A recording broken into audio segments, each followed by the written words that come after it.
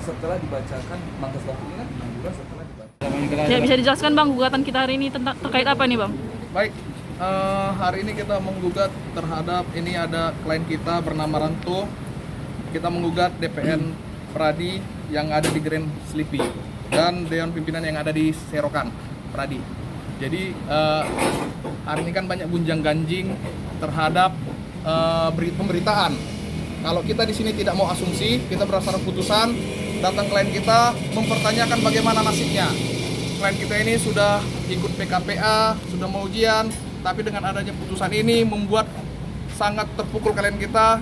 Makanya kita mengajukan gugatan keberatan perbuatan melawan hukum yang dilakukan oleh Dewan Pimpinan Nasional Pradi Perhimpunan Advokat Indonesia yang di Grand Sleepy. Berapa total kerugiannya Bang yang dia rasa? Kalau kerugian, kalau kita hitung-hitung 1 miliar 48 juta. Apa itu? Yang 48 juta baik itu biaya materialnya, ya pendaftaran, baik itu biaya selama dia mengikuti pendidikan, dan biaya dampak yang dialaminya selama ini. Karena ekspektasinya menjadi lawyer sangat luar biasa, tapi akan tetapi karena ambisi seseorang menjadi ketua umum tanpa memikirkan nasib lawyer-lawyer atau kawan-kawan yang ada di daerah dan cita-cita kawan-kawan kita yang menjadi advokat. Kemungkinan ke depan Bang bakal ada lagi gugatan seperti ini Bang dari orang Abang, klien Abang.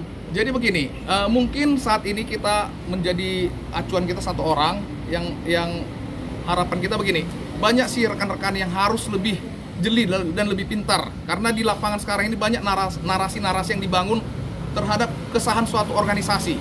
Tapi kita di sini berdiri terhadap putusan pengadilan.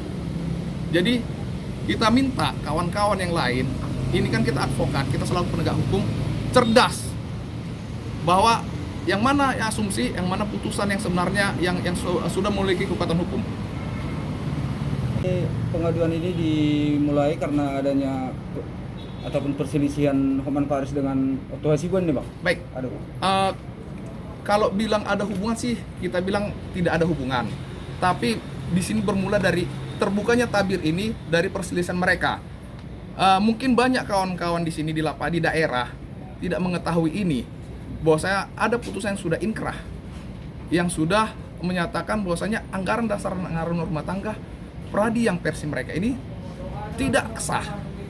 Jadi apabila dasarnya saya sudah tidak sah, bagaimana dengan yang lain? Pondasi tidak sah.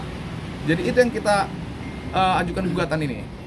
Jadi harapan kita begini, banyak sekarang permasalahan-permasalahan yang ada. Semalam ada di Jakarta Selatan, hari ini ada di Pakam. Jadi kita minta gini, ini kan produk Mahkamah Agung. Kita minta sikap dari Mahkamah Agung, ambil dong sikap. Jangan penegak hukum ini nanti jadi berantakan. Apabila misal contoh, ini masih sama lawyer nih yang ribut ini. Bagaimana dengan jaksa penuntut umum? Berarti bisa membawa sentimen pribadi nanti masalah mana kepastian yang sah ini. Maka kita minta sikap dari Mahkamah Agung. Apa yang menjadi sikap mereka? Apakah mengeluarkan surat edaran atau apapun itu isinya? Kita minta itu. Untuk menyikapi terjadinya perdebatan di persidangan Bang ya antar sesama pengacara ya Bang. Iya, kita menjaga kita di persidangan tidak membahas terkait perkara klien kita. Jadi membawa sentimen pribadi, kita menjaga itu. Tapi kalau sudah ada aturan yang main yang mengatur ini dan sudah berdasar.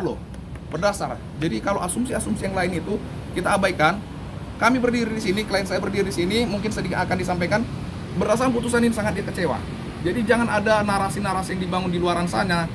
Putusannya begini loh, tidak ada mengatakan begini. Jelas itu amar putusan mengatakan anggaran dasar dan anggaran rumah tangga itu tidak sah. Kenapa Bang menggugat Bang? Apa kerugian Abang Bang? Saya sendiri merasa kecewa, malu dan sedih akibat munculnya perselisihan ini yang membuat saya mempertanyakan keabsahan surat sertifikat PKPA yang dikeluarkan oleh Pradi Otto Hasibuan. Saya merasa bahwa langkah saya untuk menjadi advokat merasa terhambat, begitu Abang sekalian. Ini apa ada kaitan dengan putusan kasasi Mahkamah Agung yang menolak? Betul sekali. Jadi begini, sedikit menambahkan. Apabila dasar ini kan dasar untuk melakukan disumpah atau kan tidak sah. Bagaimana dia mengikuti nanti ujiannya, sumpahnya? Bagaimana kalau ini dasarnya saya sudah tidak sah? Itu namanya gitu. Maksud abang ini administrasinya cacat hukum ya bang ya? Di putusan cacat hukum dan batal demi hukum, tidak sah gitu. Artinya produk yang dikeluarkan juga tidak sah ya? Pasti produk itu tidak sah. Apabila produk tidak sah, bagaimana yang lain kan akibat itu jelas itu loh. Amar putusan boleh kita baca, segala akibat yang timbul terhadap ini tidak sah, segala akibat loh. Apa permintaan bang terhadap pengurus DPN Peradi versi Oto terhadap kekisruhan selama ini bang, yang pasca apa ya putusan MA?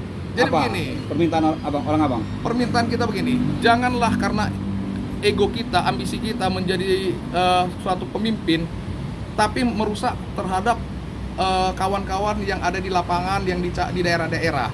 Jadi harapannya kalau memang ini memang benar, ya nyatakan sikap gitu loh. Jangan kita membangun opini-opini yang nggak benar, sehingga kita kawan-kawan yang di lapangan ini dan adik-adik seperti ini menjadi korban.